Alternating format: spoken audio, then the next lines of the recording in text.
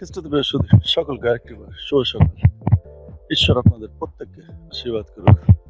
এক ভাই আমাকে জিজ্ঞেস করেছে গত পরশুদিন যে ভারত একটি চার্চে হামলা হয়েছে, আপনারা প্রত্যেকে অবগত আছেন খ্রিস্টানদের উপর অত্যাচার এবং সেই চার্চে হামলা। তিনি আমাকে বললেন যে ভারতীয়রা বা খ্রিস্টানরা কেন কিছু বলে না, আপনাদের চার্চ ভেঙে ফেলছে, আপনাদের বাইবেল নিয়ে যাচ্ছে, আপনাদের ল্যাপটপ নিয়ে যাচ্ছে, আপনাদের চার্চের সমস্ত মালামাল নষ্ট করছে, কিন্তু আসলে আপনারা কিছু বলছেন না কেন? আমি তাকে বললাম যে দেখেন, আমাদের প্রভু যীশু খ্রিস্ট আজ থেকে 2025 সাল আগে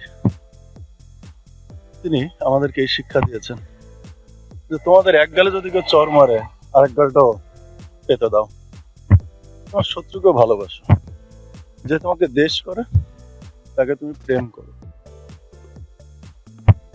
তিনি আরো বলছেন যে আমার নামে তোমাদেরকে অনেক অপমানিত হতে হবে, অনেক দুঃখ করতে হবে, পেতে হবে, কিন্তু তোমরা ধন্যবাদ দিও, কেননা তোমরা পুরস্কার পাইয়াছো। তার মানে প্রভু যীশু খ্রিস্টের নামে আমাদেরকে অনেক অপমানিত হতে হবে, তার নাম ধরেই আমাদেরকে অনেক নির্যাতন করা হবে।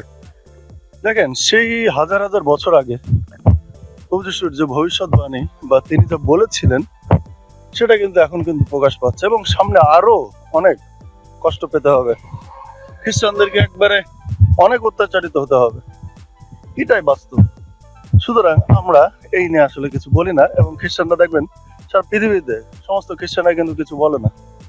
প্রভু যীশুকে অপমানিত করা, তারপরে তাকে নিয়ে কোনো কটূক্তি বা তার চার্চ ভাঙা, বাইবেল পোড়ানো, এই ধরনের বিষয় নিয়ে আসলে খ্রিস্টানরা আসলে কিছু বলে না, কারণ তারা শিখেছে, তারা তাদের গুরুর কাছ থেকে শিখেছে, তারা তাদের আদর্শ জানে যে ক্ষমা করা।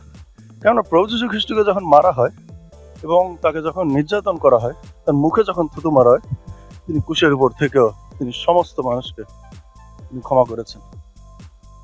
তিনি তার পিতার কাছে বলেছেন, পিত ইহাদিকে ক্ষমা করো, কেননা ইহারা কি করিতেছে তাহা জানে না।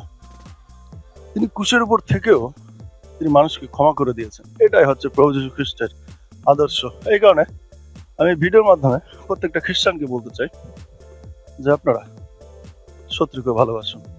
প্রভু যীশুর যে আদেশ যে আপনার এক গালে চর মারে আর এক গালটাও পেতে দেন, ক্ষমা করুন, ভালোবাসুন, তার জন্য প্রার্থনা করুন, দেখবেন সে মানুষটা একদিন পরিবর্তন হবে, এবং যিশু যে আদর্শ আমাদেরকে শিখিয়ে দিয়েছে সেটা যেন আমরা পালন করি, সেটা যেন আমরা মেনে চলি, এবং সমগ্র মানুষের কাছে যেন এটাই যেন প্রকাশ পায় যে প্রভু যীশু খ্রিস্ট আদর্শ খ্রিস্টানরা মানে।